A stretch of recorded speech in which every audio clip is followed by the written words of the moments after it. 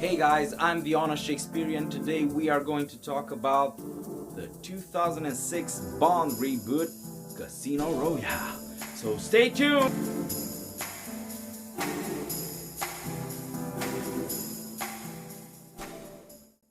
Wait. But first, let's take an adequate approach of my dress code.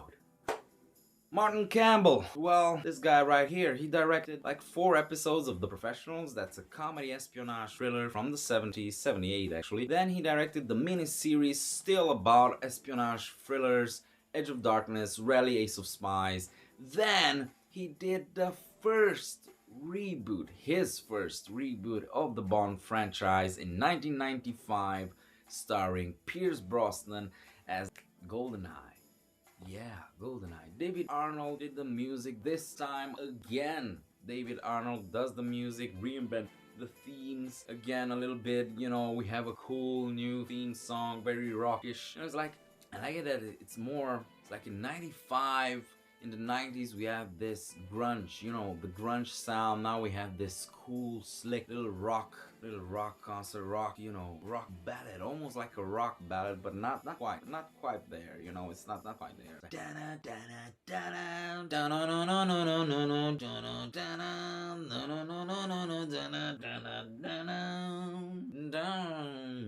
If you take a life, would you be seen with me?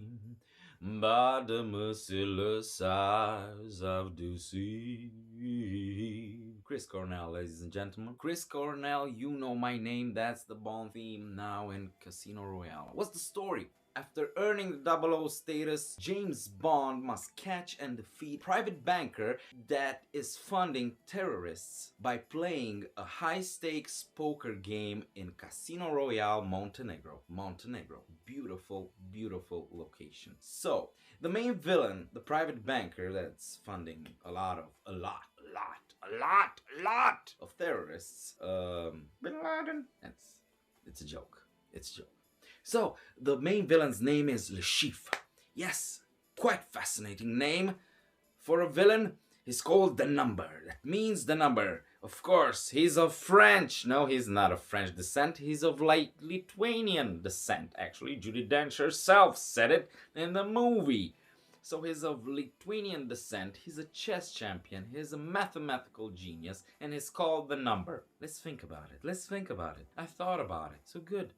So basically, the story has its casual beats and casual twists. It's not really fascinating. It didn't really take me by surprise. The first time I saw it, I was like 16, and I said, "Whoa, this is a movie. This is a movie I could enjoy in a theater." And I went and I saw it in a theater, and it was an immersive experience. I'm gonna say this really off for a lot of movies because I love going to the cinema. So HBO Max, no, like, here's looking at you, kid. Yeah, here's looking at you, kid. Yeah. Stories like good plot beats, but predictable. You know, the usual little twists, usual turns, you know, an emotional, it's like set piece after set piece after set piece. Is like tuck, tuck, tuck, tuck, tuck, tuck, tuck. The players, well, let's see. Most of the players are really good. I'd say just like a little bit of, I think Le Chiffre, Mads Mikkelsen is an amazing actor. I think he gave a much deeper and much more complex performance than its script. I mean, what he was given, it was a little bit of thin ice, you know? Thin ice there, guys. Thin ice. Daniel Craig is great. He's gritty, he's visceral. He's like straight face, poker face, no pun intended again. But he's like, you know, has the look, and he always has, just one thing about his performance that really ticked me off, you know, it's that his lower lip is a little bit in front of the higher lip, and like, he was talking like this. Do I look like I give a damn? Sheepish. Don't worry about it. We'll always have a rush. It's like he's trying to, it's really weird, he's trying to imitate a little bit of Sean Connery's, the late Sean Connery, God rest his soul, performance. You know, it's like, Bond, James Bond, yeah, but he's more like lippy. He's more like lippy in his performance. You know, like, just look at this. Just look. It's like, do I look like a give damn? Do I look like a give damn? And it's really weird because Sean Connery had expression. You know, you could see his eyes. This is the blonde Bond, as they called it. You know, Daniel Craig is a good versatile actor, but I think at that early stage of the role, he just he just tried to be a little more a model than in the look, than more substance and a little less substance. So I would give, you know, Vesperland Evergreen. It was alright, you know, she's alright, but it's like I always think when I see Evergreen that she has this feeling of being, you know, I don't know, that she always plays characters that have really deep, flawed things about them. It's like really flawed. Don't get me wrong, it's no problem about that. It's interesting to have flawed characters. It's just that, you know, she's that kind of the woman that, you know, needs a bit to be a little bit rough with her. You know, she likes roughness, visceral things, and she's traumatic at the same time. It's she has this kind of distinct way of acting, you know, and she's always like looking. She has this look. She always does this look, like, you know, she uses this look very well in Penny Dreadful. So cheers for that. I think for me that's her best role in her filmography is Penny Dreadful. So, and I think she utilizes very well the woman that has a deep dark past, that is very flawed, that didn't have parents, that you feel her coldness in her voice, in her way of being, and it's nice. It's nice, but not really my kind of an actress. So, but it's good. It's very good. It's very good. It has moments. It has moments. I don't know. It's like Mads Mikkelsen, I think, is the best player here. Judi Dench is the second best player. Then Daniel Craig. Then, well, I would surely say it's Eva Green. You know, the more up in front players.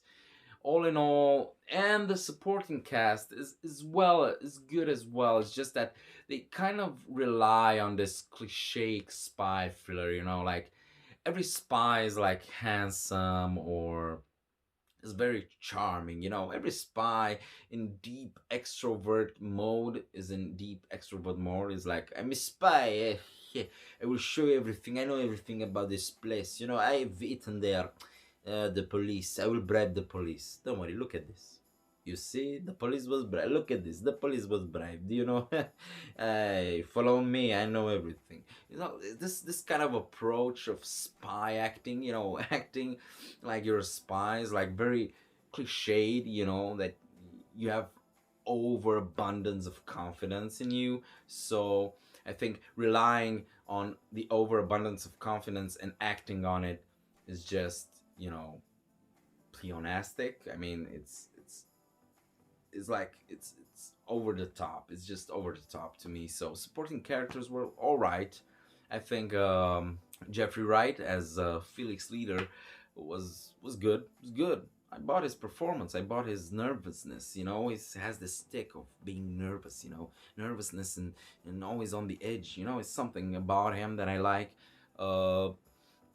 In all, players, I'd give players 7.8, 7.5, whatever. So 7.5, yeah. Direction. Martin Campbell is, I think, is a good, solid action director and espionage thriller director. His craft has been refined over time, and I think he's an adequate director. His jump cuts are sometimes a little bit weird. How Casino Royale stands out as the rest of them is because it has this visceral, kinetic, almost kinetic energy, and it doesn't go on to rely very much on handheld camera footage, which is great. You know, it's not similar to Jason Bourne, which is good because Jason Bourne was a different kind of movie, and because of the strong performances in front of the camera and amazing, beautiful work from Phil Mayo, the cinematographer, took really nice shots and the art direction and set decoration is good, and really you can really feel a sense of place, and it's good, you know. And all in all, it's a good team behind it, and I think the direction went a good way.